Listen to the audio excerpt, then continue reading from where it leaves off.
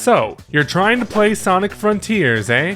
Well, buckle up, hedgehogs, because it's tough out there on the Starfall Islands. You got giant 3-armed creatures, too many collectibles to count, and cyberspace areas that would make Neo jealous.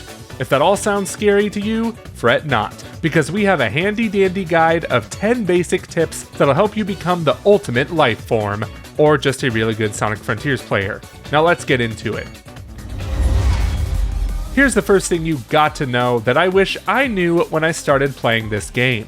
That being how to activate Sonic's Ring Dash, which is simply pressing down on the left stick. This was not explicitly stated at the beginning, and I didn't find out about it until much later. It's essential knowledge if you want to get through the many obstacle courses in the Starfall Islands.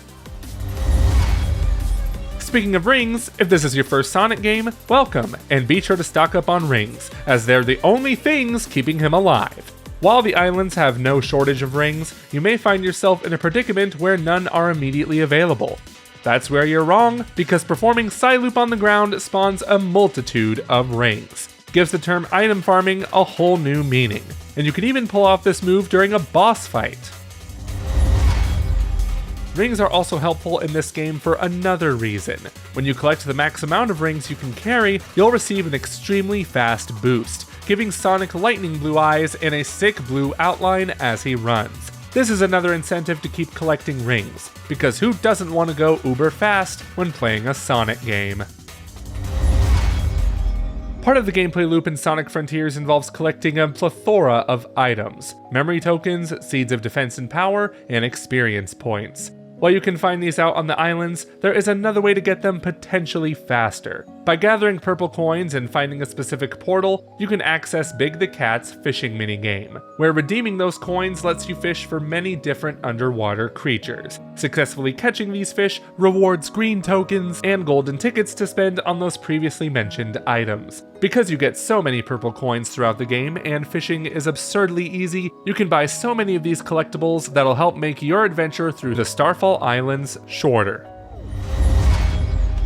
Though this next tip may not increase the speed of your journey, it'll definitely help. Each island is filled with challenges indicated by question marks on the map, and they include very simple tasks like pressing buttons, racing to the finish line, and hitting balls through rings. Completing these challenges will reveal more areas of the map, including icons leading to more challenges, collectibles, etc.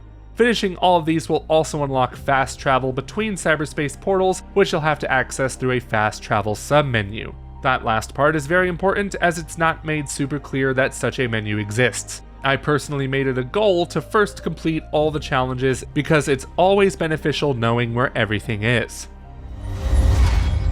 Mario and Sonic may be rivals, but they have a few things in common. 1, they both wear gloves, and 2, they can ground pound.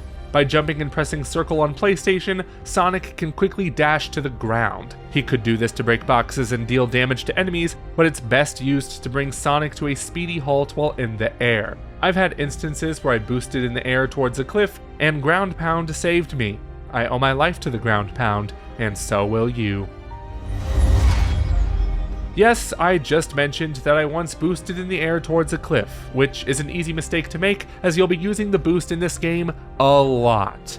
Of course, it's used to get Sonic moving at high speeds, but it can also be used as a mid-air dash to get across gaps or recover back to land. It has combat applications as well, serving as sort of a dodging option to avoid hits from enemies. So the moral of the story is, when in doubt, dash away, dash away, dash away all.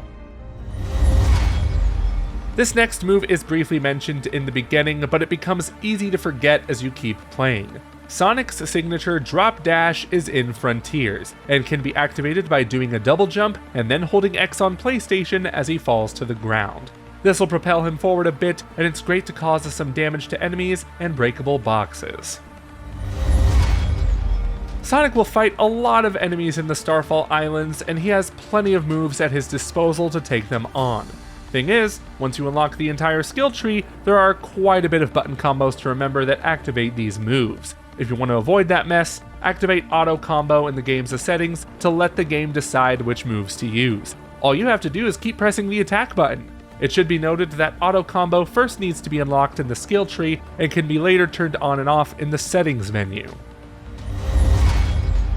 This final tip is another combat one, and it's about Sonic's counter move. I'm about to give you some life-changing advice. You ready? Here it is. Timing doesn't matter for the counters.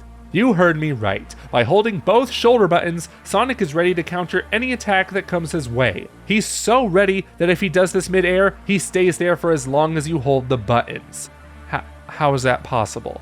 At first I tried timing these encounters, so don't be a fool like me. Just hold those 2 shoulder buttons and you'll be safe from just about anything. And those are the 10 tips we have for you before you play Sonic Frontiers. Did you find any of them useful? Let us know in the comments below and check out the videos on the right for more topics you might be interested in. Until next time, bye.